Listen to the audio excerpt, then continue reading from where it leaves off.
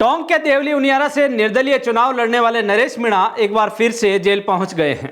उनके समर्थकों और चाहने वालों ने भारी तादाद में इकट्ठा होकर नरेश मीणा के जेल जाने से पहले उनका जोरदार स्वागत किया और हिम्मत बंधाने का काम किया। समरावता के बहुचर्चित थप्पड़ कांड में टोंक के SC/ST कोर्ट ने नरेश मीणा की जमानत याचिका खारिज करके गिरफ्तारी वारंट जारी किया था। अब नरेश मीणा ने खुद टोंक के नगर फोर्ट थाने पहुंचकर सरेंडर कर दिया है, लेकिन जेल की सलाखों के पीछे जाने से ठीक पहले थाने से महज आधा किलोमीटर दूर बैरिकेटिंग पर जो नज़ारा देखने को मिला, उसने वहां मौजूद हर एक इंसान की आंखें नम कर दी।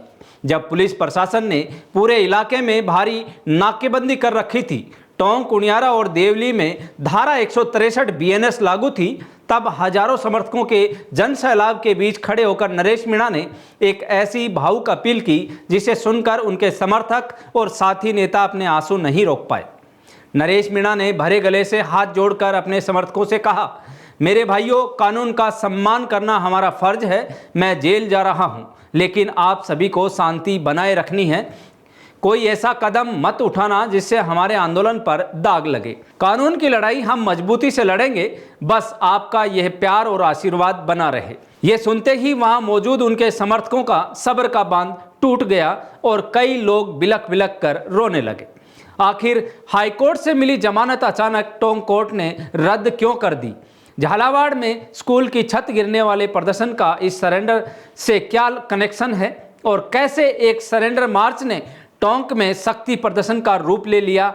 आइए आपको सुनाते हैं नरेश मीणा ने जेल जाने से पहले अपने समर्थकों से क्या कुछ कहा। मेरे भाइयों, मैं कमजोर नहीं कमजोर हो मतलब भाई साहब।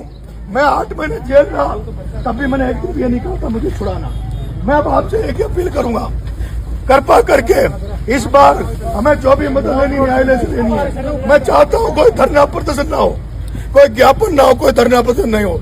एक मैं आपसे हाथ जोड़ के निवेदन करना चाहता हूँ, कृपा करके जेल में भी कम से कम मेरे मिलने आए, क्योंकि जेल में भी नियम कानून कायदे हैं। आप रोज वहाँ आएंगे, मिला नहीं पाएंगे, आप बिना मिले आओगे। मैं ये भी नहीं चाहता कि आप लोग वहाँ मेरे से मिलने हो।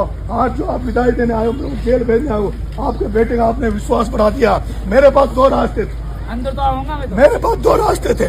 एक रास्ता बहुत आसान था, एक रास्ता तुम्हारे बेटे का बहुत आसान था।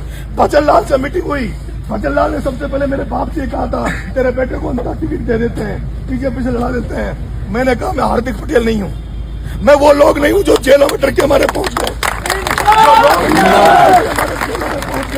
आज भी नरेश मीणा अगर बीजेपी ज्वाइन कर लेता, आज भी नरेश मीणा बीजेपी ज्वाइन कर लेता, तो शायद हो सकता मेरे सारे मुकदमे खत्म हो जाते। हो सकता है बीजेपी ज्वाइन करता तो सरकार मेरे खिलाफ एप्लीकेशन कोर्ट में नहीं लगाती। लेकिन तुम्हारे भाई ने कांटों भरा रास्ता अपनाया है, तुम्हारे भाई ने कांटों भरा रास्ता अपनाया है। पिछले सालों आपने देखा होगा 3 दिवाली चुनाव में निकल गई और 2 मेरा जन्मदिन आने वाला 16 अगस्त को, और जन्मदिन के दिन आपका भाई पिछली बार झालावाड़ में रहा, हो सकता है टोंक में रहा। लेकिन मैं एक अपील और करके जा रहा हूँ।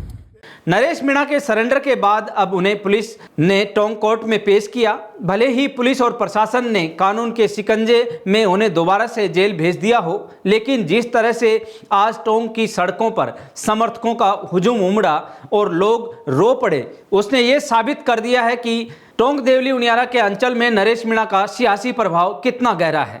अब देखने वाली बात यह होगी कि इस कानूनी कार्रवाई के बाद क्या नरेश मीणा की लीगल टीम दोबारा ऊपरी अदालत का रुख करेगी और क्या समर्थकों का ये भावुक जनसैलाब आने वाले समय में कोई नया राजनीतिक मोड़ लेगा?